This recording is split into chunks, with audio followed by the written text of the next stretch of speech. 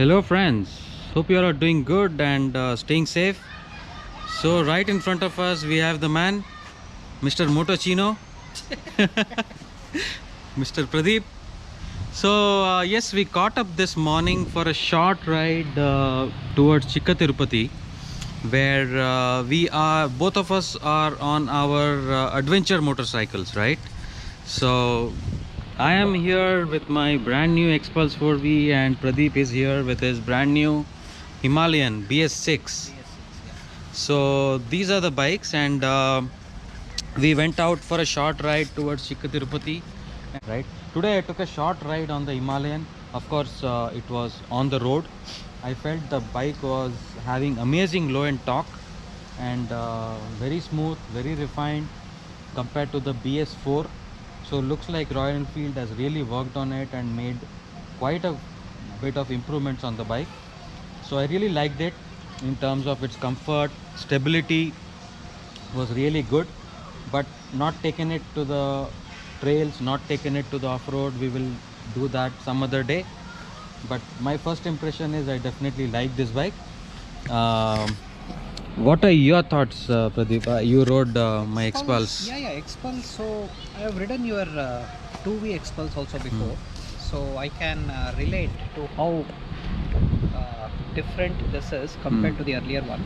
So the things which actually stood out to me in terms of differences, refinement levels are definitely much higher. And as I was actually commenting in my video, which I recorded on your motorcycle, this is still a new bike with about 700 kilometers. Yeah.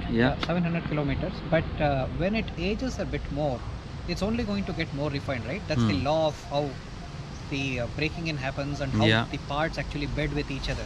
So it's only going to get even more refined. So that's a good sign. And the seat, I've got to specially mention the seat because I remember when I had my 390 adventure, I think we went to Dhruvatare and I rode your Xpulse. The first thing which registered when I sat on your old Xpulse was, oh, this is a god-awful seat. I distinctly remember. This one, again, Hero has really listened to their customers. They've listened to all the complaints and cribbing that the customers had on the Xpulse. They have gone back to the drawing board, except increasing the engine capacity, which everybody is still waiting for the 300 Xpulse whenever or if that happens. I think other than that, they have fixed pretty much everything. Refinement they have fixed, 4 valves they have fixed, seat they have fixed it, and how. Of course, I am unable to comment on the 20 or 22% increased lighting efficiency because I rode it in the daytime. But if you watched Vinay's previous video on how it handled the darker areas, you will have seen that it does a much better job than the lighting setup before in the legacy version of this motorcycle. So lighting, I cannot personally no, that certainly is a step change. Definitely there is 22% improvement. I found it really good and adequate while riding on the dark patches, but always when you're riding at a higher speed, right, 3-digit speed, you definitely need a pair of fog lamps. Yeah, you do, because the amount of distance you can see ahead, probably this will not be enough. That will not be enough. That's what gives you comfort, right? The more stopping power you have, correct, the more you're able to see further into the distance. Correct. And my legs, when I set, they are more forward set compared to the Himalayan. They're a bit more upward, which is again a good sign, because imagine you're on a trail and there's a huge boulder or a rock somewhere. I'm much more likelier to stub my toe on the foot peg position of this bike compared to this bike. So this has really much more genuine, much more legitimate off-road pedigree compared to the Himalayan.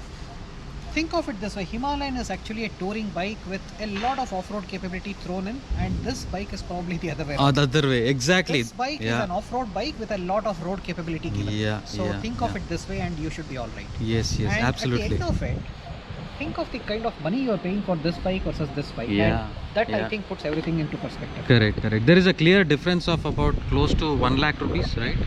Yeah. 1 lakh. And in terms of weight management, I think this, how much does this bike weigh? This is fully laden with fuel. This is, you are talking easily in the range of 215 kilos. Wow. So this is so 215 kilos is almost versus territory. Yeah. So 215 kilos is quite a lot of weight. but certainly riding on the tarmac, I could not make it out at all. The weight That's disappears. The difference, right? So the weight actually becomes a blessing Yeah. once you're in the highway. Yeah. Because that stability, that planted feel which you get on the highway, Yes. that's where the weight actually becomes an advantage. Yes. Yes. Whereas with this, I don't know, Vinay can say better because he actually rode this on the highway to his recent Yerkad destination. So whether he actually felt planted or whether he kept getting thrown off by the wind buffeting on the highways, I don't know. Vinay can tell that better. But this will probably fare slightly better compared to how it can handle the wind blasts on the highway. That's what I feel. Yeah, Of course, yeah, I yeah. don't have anecdotal evidence because I'll have to ride it on the highway to personally give you an opinion. Yeah. But I think the weight factor becomes a blessing there, but it becomes a bit of a curse when you're on off-roads. Correct. Correct. That's Correct. where this really comes into its zone. Absolutely correct. You know, as Pradeep rightly called out, both are different in its own ways, right? This is a total outright enduro motocross bike, which is meant for trails and off-roads with decent road capability and touring capability.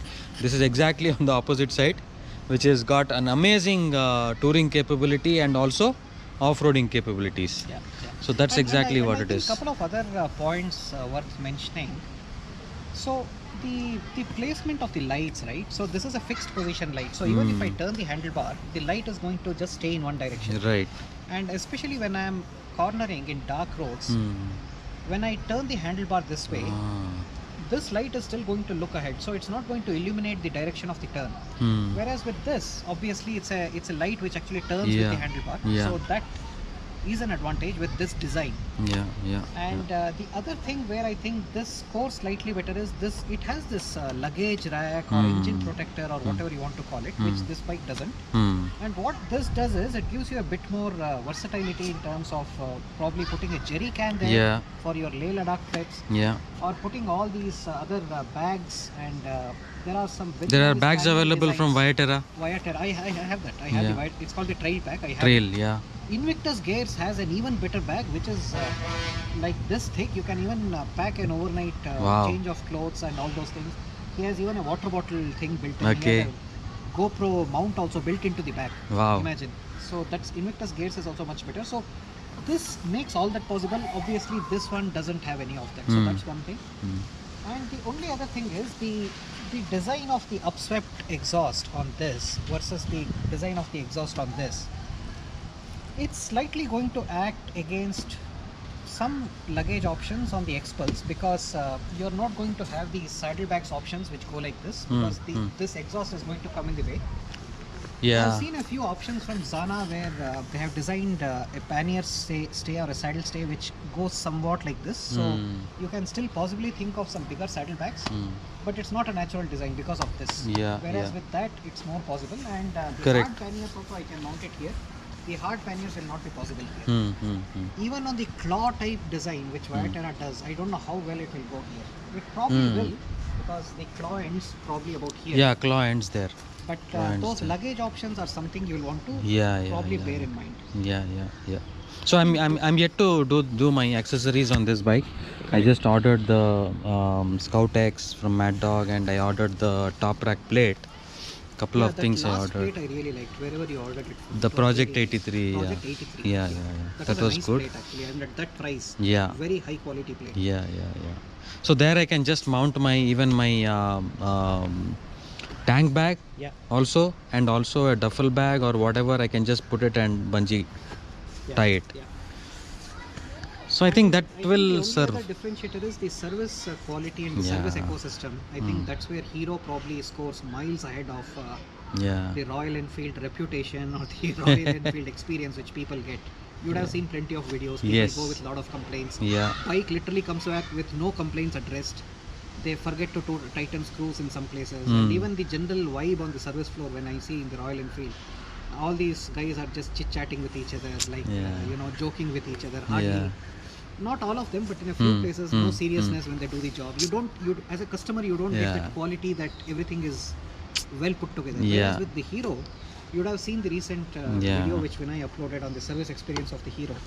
They seem much more genuine, they seem much more humble. They really seem to want to make a difference and stand behind their products. So I think that's another consideration which actually makes a huge difference. And in terms of service cost, spares cost, Yeah. very cheap. Very cheap, and it's an easy bike to work on. Yeah. For the DIY guys. Correct.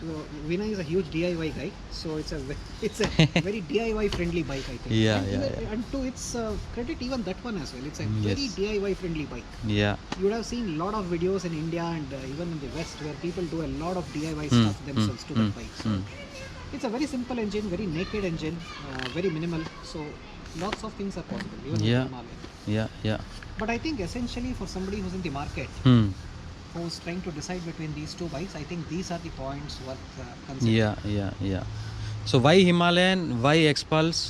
We just spoke about few points and where each of these bikes score, and probably this is not going to be an in-depth conversation or review of the bikes, but certainly uh, a clear pointers or guidelines in terms of what you are looking for, and should you buy Himalayan or should you buy Xpulse, right? There's nothing right or wrong here. Both are amazing bikes, but it all depends on your use case and your preference of bike. So that's about it, and we are going to do a more detailed ride review in the coming weeks, where I am going to ride the Himalayan extensively and Pradeep is going to ride my Xpulse extensively and post his opinion, and I will share my thoughts about what I felt about Himalayan, what I felt about Xpulse, and we'll keep talking. Thank you so much for watching this vlog today, and yeah, yeah. So do take care of yourselves and have a wonderful 2022. Thank you.